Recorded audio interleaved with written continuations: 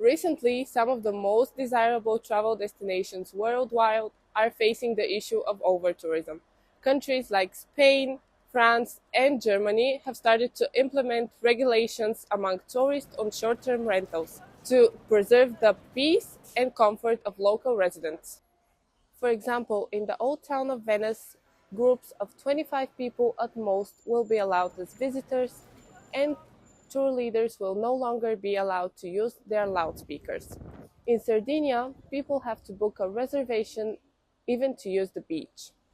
It seems Italy is the country that has introduced the most various regulations, despite the fact that more than 10% of its gross domestic product comes from tourists. We've seen people from Argentina, from all over Europe, from the States, from everywhere. The whole world is here.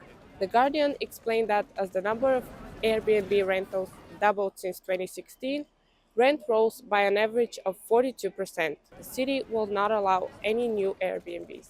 Cities and even the countryside can't accommodate them all.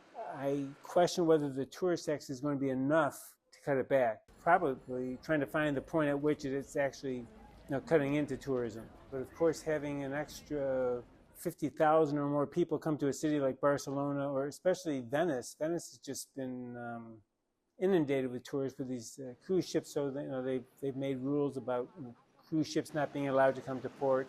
I think something has to be done. There's way too many tourists.